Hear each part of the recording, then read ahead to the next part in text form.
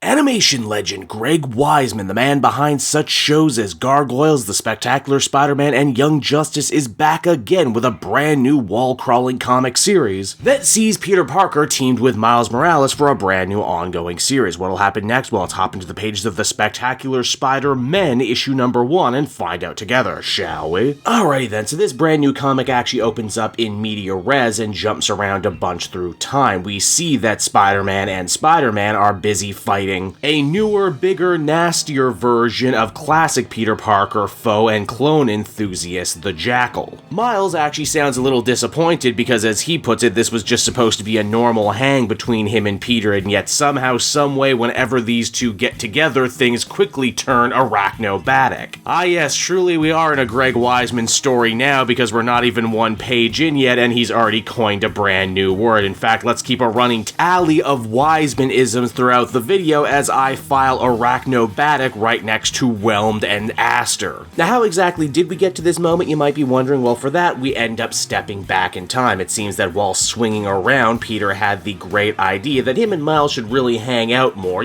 outside of work. I mean, it really is starting to feel like the two Spider-Men only see each other for the big event stories or when things are going horribly wrong, and really that isn't healthy, right? They're good dudes, they like each other's company. And imagine how good it could be for their mental health. I mean, hey, really getting to shoot the breeze with someone who understands everything you're going through, who has the same powers, and also has been through all the difficulties of trying to balance your super life with your regular old civilian life. It just makes a lot of sense, doesn't it? And I mean, hey, if we want to do a little deeper character reading here, and I mean, that's kind of my job, feels like Peter could actually benefit from this sort of thing a lot more than Miles right now, as his own personal life and circle of friends has basically all but been decimated over in his own book right now. Why, just to sweeten the pot, Peter says that, hey, if we start hanging out, not only can we compare Spider-Man related notes, but I'll even help you write your quips. I mean, a quip that kills in Manhattan would probably do great in Brooklyn too, right? I mean, come on, right? Peter's a quip master. He's been writing quips for like, what feels like 60 years? Now, where exactly do the two Spider-Men decide to host their weekly hang? Well, at the Coffee Bean at Empire University, a place that Peter knows all too well, and a place that he hopes that Miles will maybe consider matriculating to at some point. Miles admits that it's a very cool school, though he hasn't given much thought to university because, geez, it feels like he's been stuck in high school for what, like the last decade? Oh, Marvel sliding time scale never change. Now, this coffee shop trip is fun and entertaining, but it also serves as a nice little showcase for the generation gap that exists between Peter and Miles. You see, Peter is really invested in becoming a regular at this place so that they always know his complex coffee order, while Miles, on the other hand, being a young person, just ordered on the app so it was ready when he got there. The people who work at this coffee shop and the people who are drinking here are also wall-to-wall references and deep cuts. You see, the main barista is actually revealed to be Kenny Kong, aka the Ultimate Comics version of Kenny McFarlane, who I guess also survived. And yes, before you even have to ask, Kenny Kong was also featured quite prominently in GREG WEISMAN's Spectacular Spider-Man cartoon, but he's not the only one because Peter ends up getting taken aside by Shashawn Negan, one of his old acquaintances from school. This lady is actually a major 70s deep cut who sometimes went by the super moniker Sister Sun. She also has a way longer and more complex relationship with Flash Thompson. And why yes, before you even have to ask, she was also in the Spectacular Spider-Man cartoon. Miles also runs into his neighbor from across the street, a kid named Tariq, who isn't really important in this issue, but probably will be important later as he responds to a help wanted ad at the cafe, which is almost certainly connected to some sort of evil villainous scheme out there. In fact, we cut away to several small, seemingly unrelated vignettes, which I'm sure will be important in the next issue. Now, back in the present, in the supersized battle against this huge Jackal, Peter admits that all of this doesn't really line up with Miles Warren's MO. Normally, he's an annoying chess master sort of villain, not a go nuts and break things kind of villain. Miles, though, for a second thought Peter accidentally blurted out his real name. No, Miles Warren. And speaking of the Warrens, it seemed while they were getting coffee during one of their hangs, they actually ended up running into Dr. Raymond Warren, Miles's brother and Peter's favorite science teacher from when he was a kid, and yes, also a character who was heavily featured in the Spectacular Spider-Man cartoon. Apparently, he's only here to help clean out one of his devious brother's now defunct laboratories, which, I'm sure won't end up being important later or anything, am I right? Another very fun little conversation that Miles and Peter end up having having during this adventure is what exactly do they call each other when they're in the field, especially if they're going to be hanging out and teaming up on the regular now. At first they think maybe they should differentiate each other by borough, like, hey, I'll call you Manhattan and you'll call me Brooklyn. Nah, it'll never work. Again, this is a subtle reference to the Gargoyles, who, you guessed it, are also named after boroughs. Ultimately, Miles and Peter both just kind of agreed to call each other Spider-Man. I mean, it makes sense. Unless a third Spider-Man ends up getting thrown into the mix, then everyone's just gonna be confused. Eventually, the story does end up catching up to itself, and we see after 12 weeks of coming to this coffee shop, Peter eventually does manage to become a regular, and Kenny does remember his order. For the record, it's a half and half iced latte with a shot of espresso and a little bit of cinnamon. Which, while it sounds delicious, I would absolutely be embarrassed ordering this 12 weeks in a row. It's after finally getting his coffee, Miles and Peter end up seeing the mega-sized Jackal causing trouble on Empire University, and they both swing into action to try and stop him. And in the present, they ultimately end up doing so by creating so much webbing the beast has no choice but to eventually slow down, tire itself out, and get captured. A feat that it's heavily implied Miles and Peter were only able to pull off because they've been spending so much time together, and because of that they've become much more simpatico than they were before. But what the hell was the deal with this creature? Was that actually Miles Warren? Well, yes and no. It seems that when Dr. Raymond Warren was cleaning out his brother's lab, he accidentally ended up turning on power to an old test tube, which in turn ended up giving birth to this giant roving monster. Pretty standard stuff when you're dealing with the Jackal, but just to make this whole situation a little bit more mysterious, it seems that Dr. Raymond wasn't the only person down in that lab, as both Spider-Men discover a skeleton that's clearly been there for a while. No doubt this is going to end up being important later, but as the comic comes to a close, we see that Tariq, Miles' friend, actually did end up responding to that help wanted ad in the coffee shop. The mysterious ad is promising big money for people who can help out with new software testing, and I mean, hey, what's that old saying? Something that is too good to be true usually is. And so that was the Spectacular Spider-Man issue number 1, everybody, and overall I thought this was a truly wonderful, truly refreshing little breath of fresh air, something that the Spider-Man fans have been crying out for a very long time. Leave it to GREG WEISMAN to remind all of us that, oh yeah, Peter Parker is actually fun and enjoyable to be around. He doesn't always have to mope. All of his stories don't always need to be these high-stakes, ends-of-the-world affair. In fact, I really appreciated this issue for being so low stakes. It literally is just about Miles and Peter trying to get coffee. But because they are Spider-Man, this regular, normal, everyday people thing turns out to be damn near impossible for them. Feels like this was the status quo for Spider-Man for the longest time, and that the Amazing book especially has really moved away from it. Having a Miles-Peter team-up book is also one of those obvious no-brainer ideas I'm shocked they haven't tried earlier. I mean, I kind of get it. Miles as a character worked on his own and was so well received in the Ultimate Universe, and ever since they brought him to the 616 universe, it feels like editorial and the writers just never were able to square the circle of where exactly Miles should fit in the life of 616 Peter. Are they friends? Is Peter Miles' mentor? Miles certainly isn't his sidekick, that Spider-Boy. And maybe now is the perfect time for the series too, considering that the Miles book under Cody Ziegler has been so damn good. We can really see them come together here as contemporaries capable of learning and growing in each other's company, and I think there's something really wonderful and beautiful about that. Sky's the limit for this series. I loved this first issue to death, and I can't wait to see what GREG WEISMAN does from here. I hope this runs for 100 issues. Overall, I would give this one a much-deserved 9 out of 10. If you couldn't tell, it just feels really good to enjoy Spider-Man, doesn't it?